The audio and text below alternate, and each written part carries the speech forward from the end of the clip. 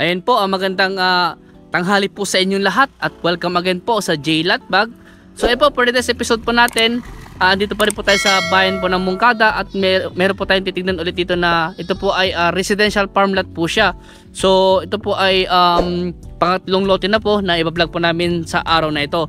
So ito na po yung property na binibenta, simula po dun sa pader hanggang dito po sa pader na dito. At dito po sa banda rito merong pong creek, pero hindi po nagkakos po ng baha po yan ayon po sa source po namin dito. So dito po meron na po siyang gate at ang sukat po ng property ay 2.3 hectare po siya.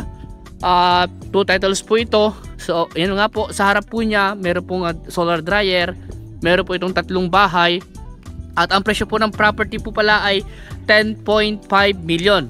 Ayan po, 10.5 million. At kung gusto pa i-negotiate yung price, yung mismong seller na lang po i-kausapin nyo. Actually po, katatapos lang po namin kausapin yung may-ari po ng property. Ayan, 10.5 po. At ito nga po ay meron pong 3 bahay. Ayan po, 3 bahay po ito. 1, 2 at pangatlo po yung andon. At meron pong iba-ibang mga punong nakatanim po dito. Ayan, may iba't ibang mga puno nakatanim. At ang layo po niya sa barangay road lang po na 2 lane, nasa mga 200 meters lang po siguro o baka wala pa. At ang layo po niya sa town proper, mga estimate ko mga town proper mga ilang minuto lang din po siguro, mga 10 minutes driving po siguro, tapos mga 15 minutes po driving sa Anao T-Plex exit. Estimate lang naman po yun mga madam sir. So ayun po, unang bahay, may kubo, may mga kubo, may kuryente, di kuryenteng na tubig, electric pump, source of water po nila, at merong creek nga po sa side pero hindi po nagkakos ng baha po yan. At tingnan nyo yung ang daming bunga ng ang tawag ito po, suha. Ayan, tapos may mga kubo siya, kagaya nito. Ayan, gandang pahinga nila pati. Ayan, at may, yung mangga po niya nasa 40 daw puno na puno ng mangga. Ito po yung pangalawang bahay. Ayan po, papasilip ko po sa inyo yung pangalawang bahay. Ayan po, sila madam po ang nagmamay-ari po sa property na ito. Ano to ma'am? Swimming pool to sir? Swimming pool? Swimming pool po ito. Ayan, so ito po yung pangatlong bahay. Ayan po si ma'am, siya po yung may-ari po ng property. At ito nga po yung pangatlong bahay. Tapos, paano ma'am, itong mga gamit ng bahay nyo hindi po kasali sa bentahan? Yung mga gamit yung nakadikit, hindi na. ano po, basta kung ano na po yung doon. Pag-usapan nyo na po ni Bayer yung mga dapat po dito, hindi kasama sa bentahan po. Opo. Dadamang siguro gamit niya, no? Opo. So, ito mga halaman ma'am. Nagkakanta kasi ayan, nagkakanta kasi ng mga halaman ni nanay. Ayan po, ang ganda ng mga halaman niya. So hindi daw po kasama sa bentahan, pero kung sakaling gusto yung humingi ay oo naman daw po, sabi ni ma'am. Ayan po, ayan, pasok daw po kung gusto nyo humingi. Tapos dito po may mga kulungan ng baboy sa part na ito. Ayan, tapos may aso nga lang. Ayan, tapos may mga saging po, ewan ko lang kung ilang puno ng saging. Dito po may mga ano tawag dito boss? Parang cottage. Ayan. Silungan, pahingahan po. Pag may occasion or mga mga reunion, yan, pwede po dito po. Kung reunion po ng family nyo. Ayan, ito po yung mga halaman ni nanay. Ito po yung pangatlong bahay na ibinebenta kasama sa bentahan. Pero yung mga gamit daw, pag-usapan nyo na lang po. Ayan po, so ipagpapatuloy ko lang po yung aking pagbablog dahil medyo naglalag po kanina at medyo umiinit po yung aking cellphone. So ito na po yung pangatlong bahay at may mga niyog din po at may mga suha, kalamansi. Ang kalamansi po dito po. Tara po, ito po yung gate po niya, papunta naman po dito sa kanyang farm sa likod. So ito po ay residential farm lot po siya, house and lot na rin po. Yun nga po, residential farm lot. At ito nga po yung kanyang kalamansihan, nasa mga 50 more or less po na kalamansi. Ayan po, at meron din po siyang mga mahogany daw, nasa mga 50 more or less din po na mahogany. At ito nga po yung kanyang sa part po na yan, yung bawat po na yan ay kasama pa rin po yan, hanggang doon pa po yan. At imamarking ko na lang po sa drone video yung kanyang boundary. So dito po sa property meron po siyang 3 fish pond. Sa ngayon po ay ayun po, nag-aani po sila ngayon. May mga kinukuha silang mga isda, yung mga maliliit po yata isda to. At ito nga po ay boss, ilan yung kaya niyang tilapia dito? Mga ilan yung kaya niyang ano, isda? Marami. 3,000? 10,000? Okay. Nasa mga 10,000 fingerlings na po ang kaya neto. Siguro 30 lahat kasi tatlong ano to eh. Tatlong butas ng fish pan.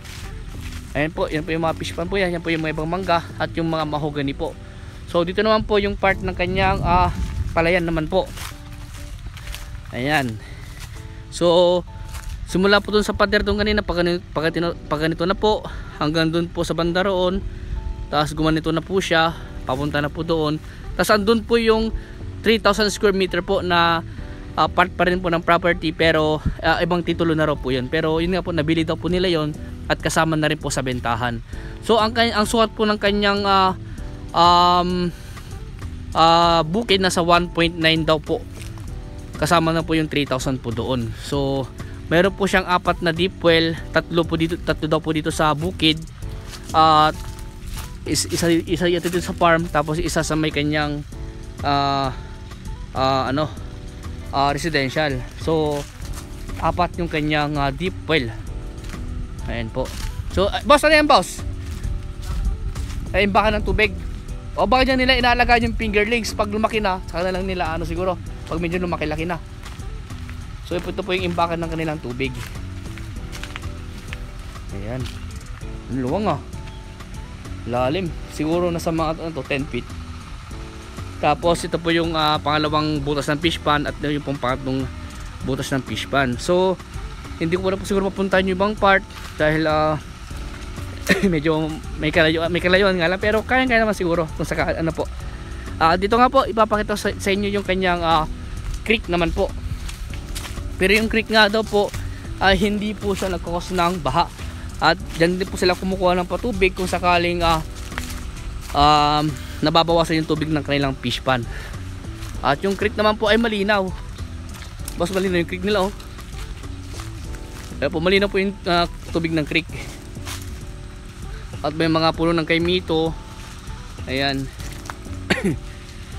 Tapos ano pa yung mga dito?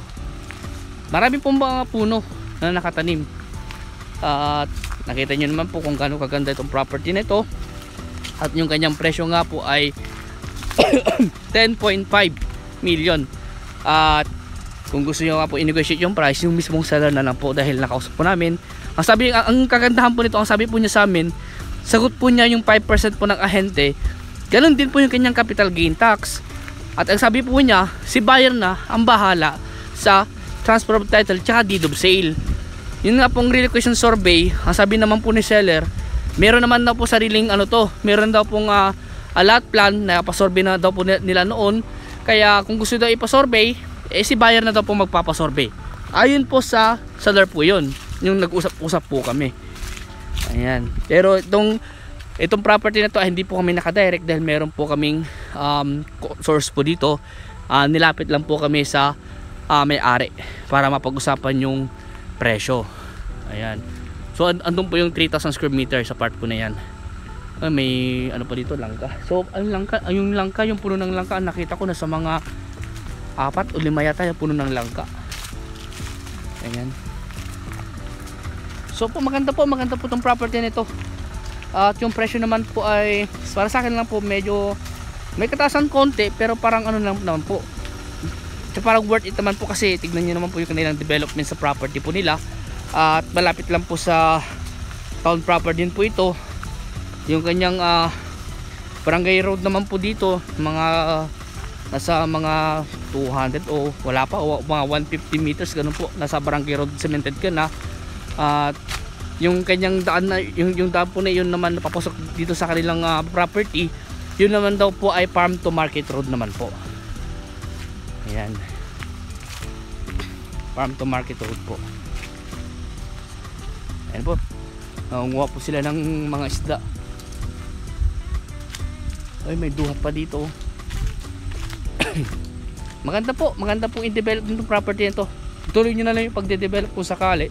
maganda rin po itong gawing resort kung gusto nyo po. At ano pa magandang gawin dito? Yun na po, resort. Maganda rin gawin dito. Pero depende na rin po sa inyo kung ano yung gusto nyong i-develop po. O kung ano pa yung pwede nyong gawin para gumanda po yung property.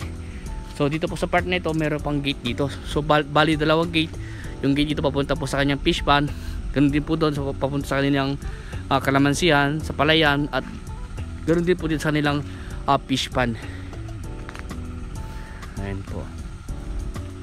So ito po yung kulungan ng baboy nila. Kung sakali gusto kayo mag-alaga ng baboy, pwede naman po. Meron sila niyog, may solar na dito, may power line na rin naka-install. Yung kanilang source of water dito sa part na to, deep well, pero naka-electric pump po siya. Ayan. So kung may ibang katanungan pa po kayo regarding po sa property na ito na ibinebenta, tumawag lang po kayo sa akin. At kung gusto nyo puntahan tong property na ito ng personal, sasamahan po namin kayo at para makausap nyo din po sila seller kung sakali po. At yun nga po, ulitin ko po, 2.3 hectare po ito. At yung presyo po niya 10.5. At located po dito sa bayan po ng Mungkada, Tarlac. Ayan, so hanggang dito po muna at maraming salamat po sa inyo lahat at God bless po.